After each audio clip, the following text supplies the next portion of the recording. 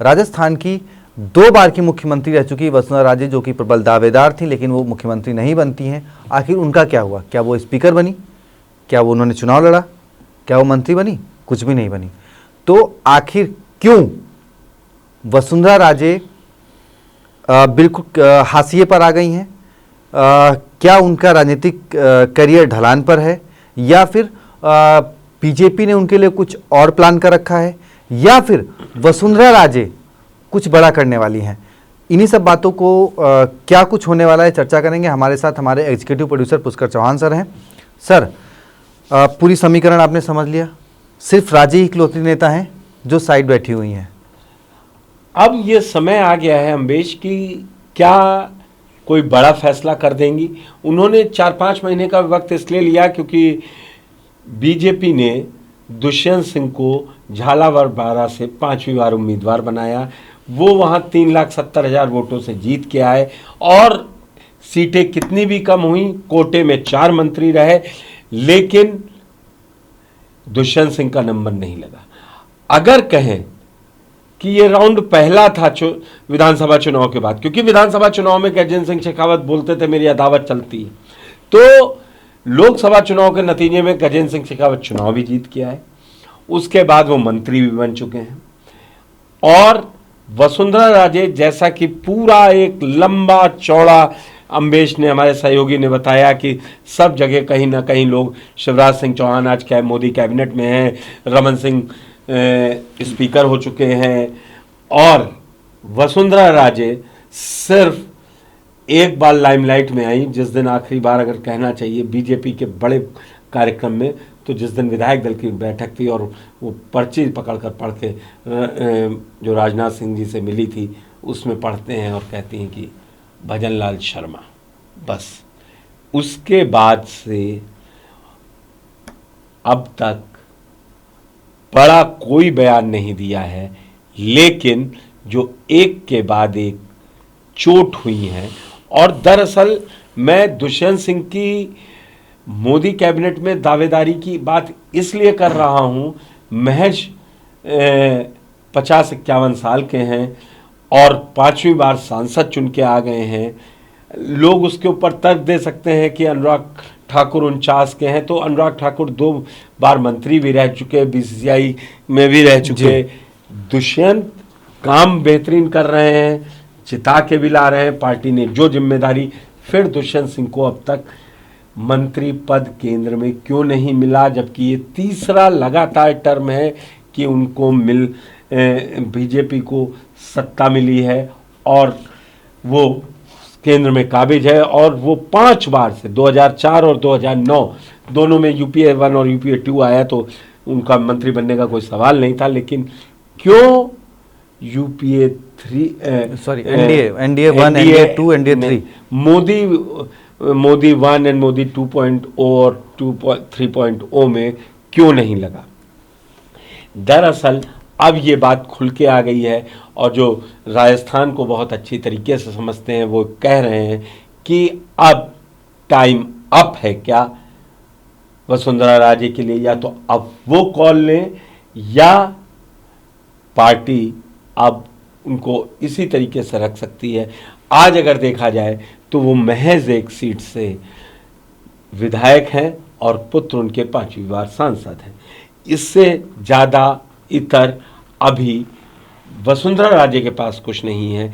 दरअसल अभी एक चांस और है कि जेपी नड्डा का मोदी 3.0 में कैबिनेट मंत्री बन जाना।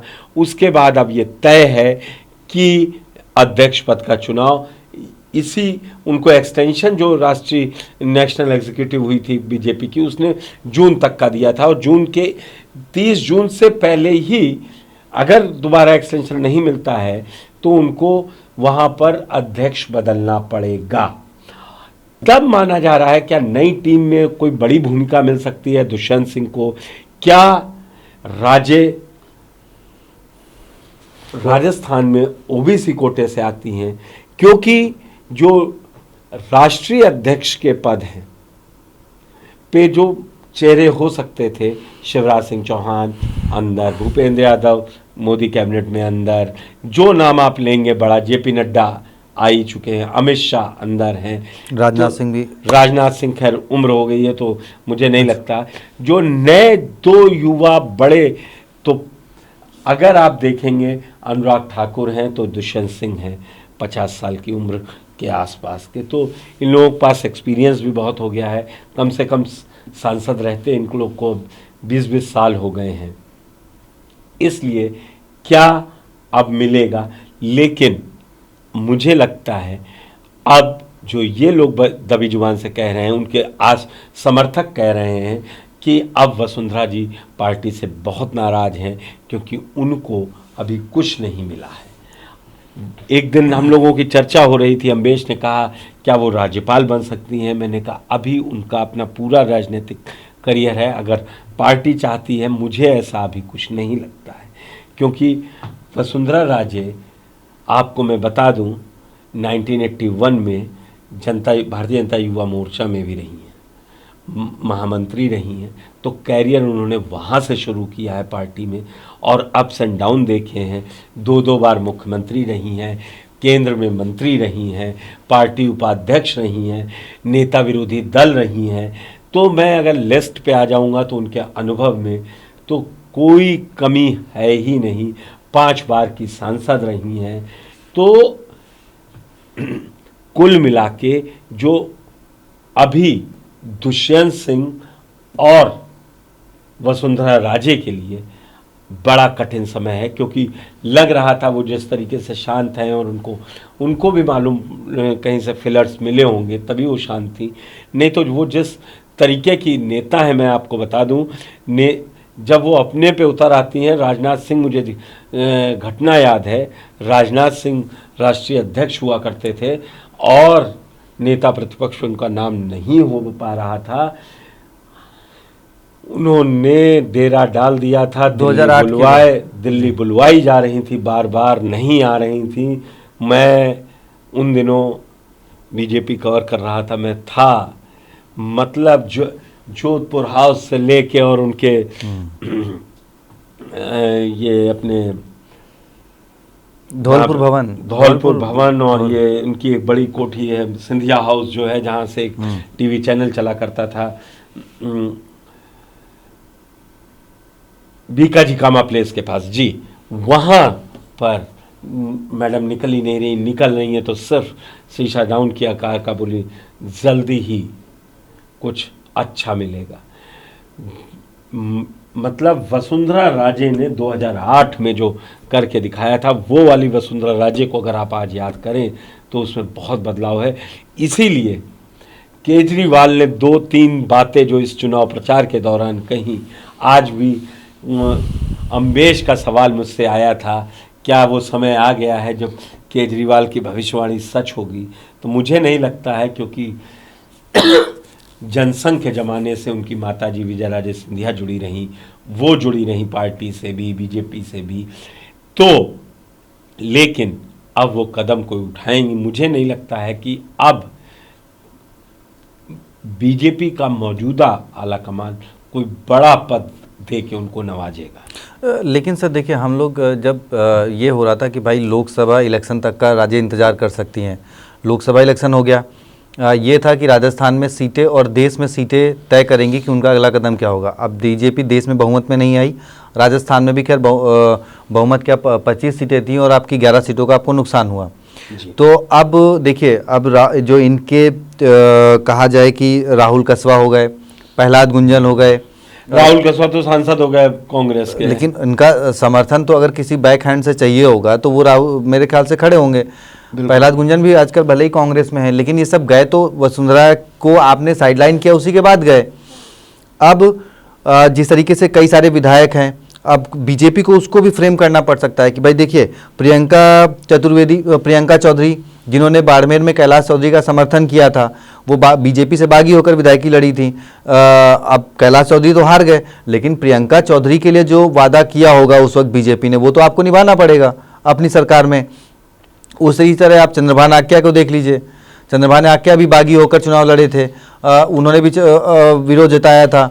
अब उसके बाद वो भी अब सीपी जोशी जीत गए हैं तो वो भी कुछ उम्मीद लगाए बैठे होंगे। उधर आप अगर देखें तो ऐसे और भी कई नाम हैं, यूनुस खान भी हैं उधर जो वसुंधरा के खास से।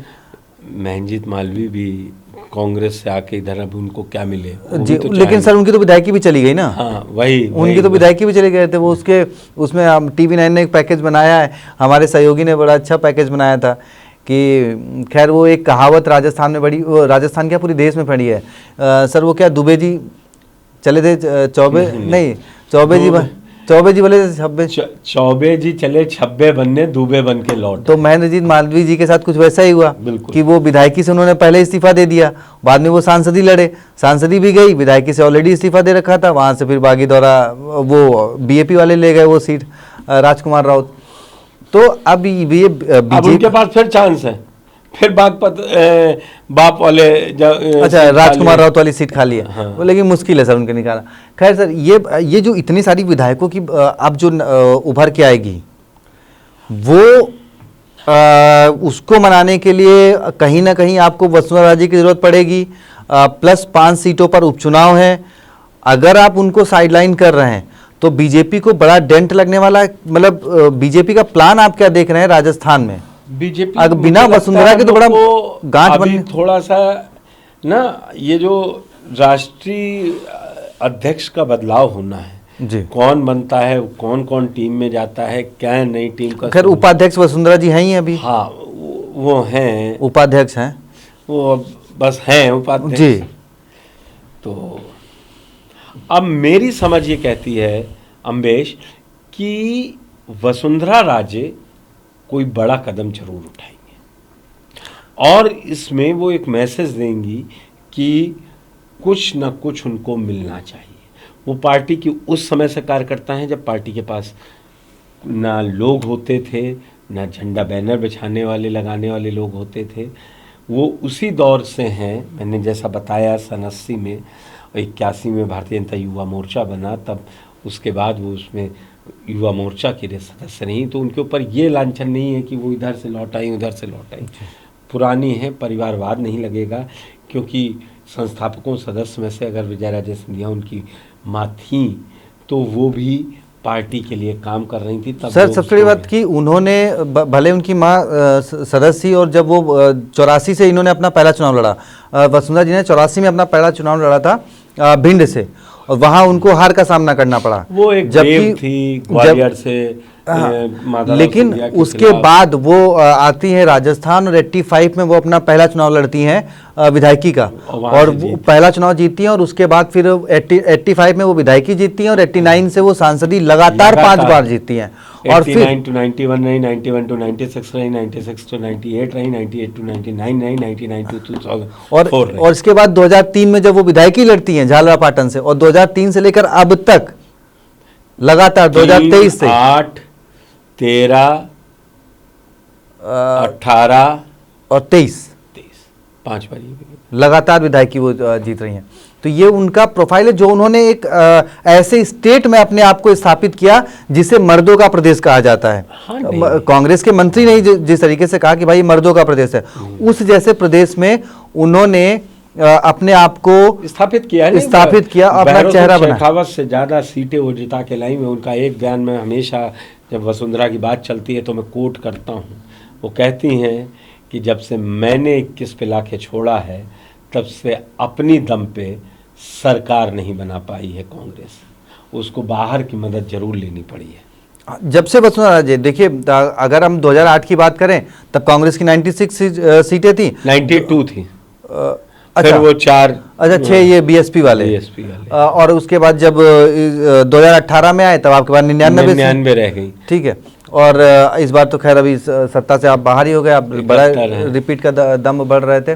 खैर ये तो रही, लेकिन सर एक जो हार की जो भले ही कांग्रेस को 8 सीटें मिल गई और कांग्रेस बड़ा हतोत्साहित है कि भाई हमने 0 उत्साहित है नहीं अच्छा हतोत्साहित डिप्रेशन में नहीं है वो। अच्छा जो भी, सॉरी मैं उसको क्षमा चाहता हूँ।